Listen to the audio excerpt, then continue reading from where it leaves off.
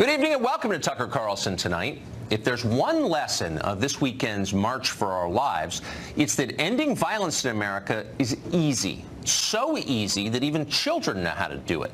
All that stands between the broken, chaotic country we live in and the peaceful utopia of the future is a very small group of very evil people, mostly Republicans. As Parkland student David Hogg noted the other day, there are some, quote, sick effers out there who want to sell more guns, murder more children, and honestly, just get reelected. Well, on the stage on Saturday, his classmate Alex Wind agreed with this. Quote, if you take money from the NRA, Wind told the crowd, you have chosen death. So it's all pretty straightforward.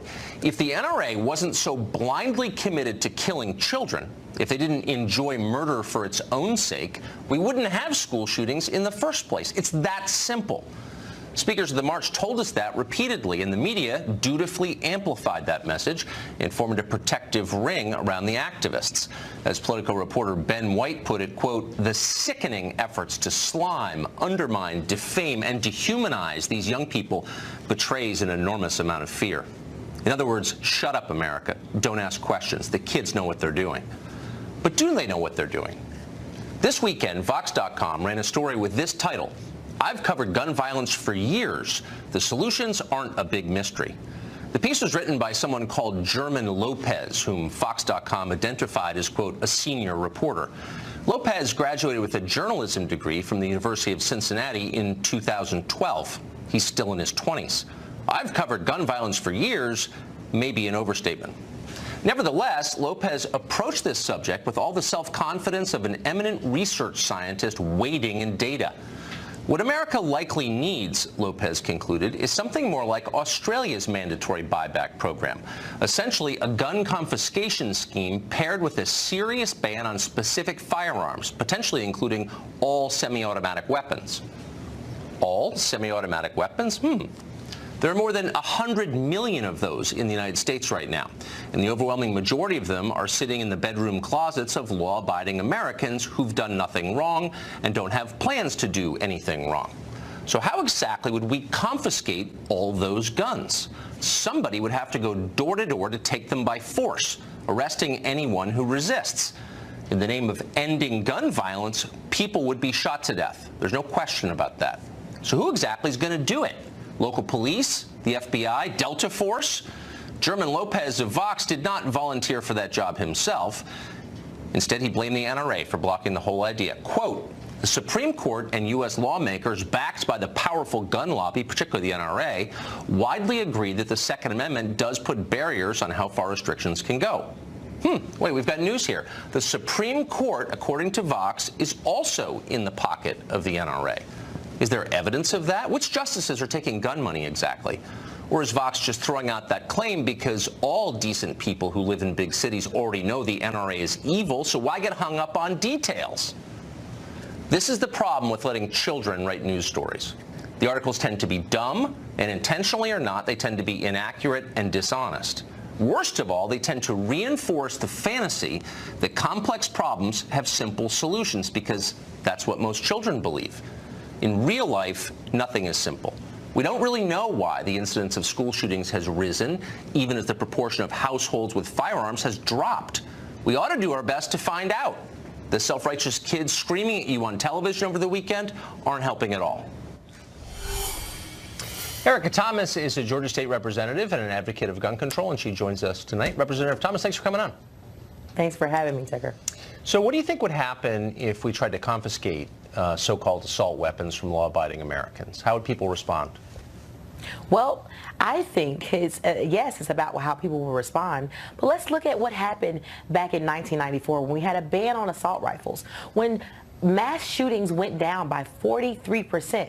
That is what we want to happen. We want mass shootings to go down, and I think that's the most important point in this matter. But didn't Columbine take place during the assault weapons ban, and didn't the overall death by gun, the homicide rate with firearms, remain unchanged? Oh, no. I mean, you're right. You're totally right about the Columbine situation. But you know what? 43% does not account for all. I said 43% went down. And think about No, but I don't. Just as a factual matter, the Clinton Justice Department was required by the law to study its effects. And so we have a conclusive answer to this question. And the death rate by firearms did not decline over that 10-year period. So statistically, no lives were saved. I mean, that's the conclusion of the DOJ. Doesn't that give you pause? No, it doesn't give me pause. When I think about in 2004, when Congress lifted that ban and mass shootings went up by over 200%. So those are the numbers. We're talking about the numbers. Those are the numbers. Mass shootings went up. So yeah, you might be right about numbers, but when we talk about numbers, it went up. Those are the numbers. Yeah, but the murder rate didn't move at all. But what do you think would okay, those are the numbers. What do you think would happen if law enforcement, pushed by Democratic politicians, tried to take the guns from law-abiding Americans? What do you think the effect would be? Well, you know, I'm not talking about taking guns from law-abiding citizens. I'm talking about a ban on assault rifles. We are not trying to promote a militia. What war are we going at that we need assault rifles? Yes, okay, protect the citizens, protect your Second Amendment rights, but not assault rifles. I mean, I don't want to argue with you, but here's the legislation that you supported in Georgia. The last assault weapons ban Democrats in your state pushed, and I'm quoting from the legislation right here. The Georgia Bureau of Investigations shall seize and take possession of any assault weapon, large capacity magazine, armor-piercer bullet, or incendiary 50 caliber bullet. Shall seize and take possession of. That's not voluntary, that's mandatory. So you've got hundreds of thousands of people in your state who own weapons that you say are assault weapons. Are you worried that someone might get killed if law enforcement comes, you've done nothing wrong, and say, we're taking your gun away, whether you like it or not? What do you think would happen? I mean, it's worth thinking that through, since you're supporting a law that would call for it, don't you think? You know, what I'm worried about is when the Constitution was made and when the Second Amendment was made, it stated that, of course, the Second Amendment. But let's talk about when it was made. That was when assault rifles, you had to take several minutes to reload an assault rifle. And now it's several seconds. So let's review that law. Technology is very different. No, I agree. But let's review that law again. Okay, but you keep dodging my question, and most people do, but I think it's important because we're getting to a point where actual legislation has been sponsored and will be again, saying that the government needs to take people's weapons by force. And if you really care about preventing deaths, I wonder if you're concerned even a little bit that there might be a violent reaction to that. Is that a crazy thing to suggest? You know what? It's not a crazy thing, Tucker. You're totally correct.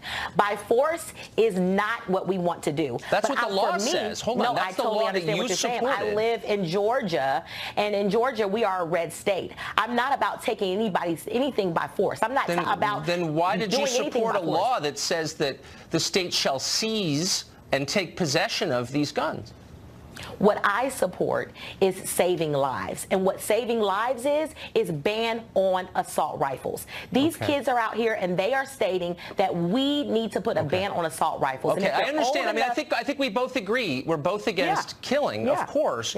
I just have real concerns about the effect of the law that you supported, but you don't want to address those. Let me ask you this question then. The overwhelming majority of gun deaths in this country are caused by handguns, not by so-called assault rifles. It's a tiny percentage. So why are we banning the gun that causes a small percentage of killings, but leaving the guns that cause the majority legal? Why does that make sense? You may, and I understand what you're saying, you may say that it's a small percentage, but when it's your brother or when it's your sister being assaulted by an assault rifle, it's not a small percentage. But what about the brothers and sisters by an assault rifle is not a small percentage. And when it comes to your family member don't demagogue it with me.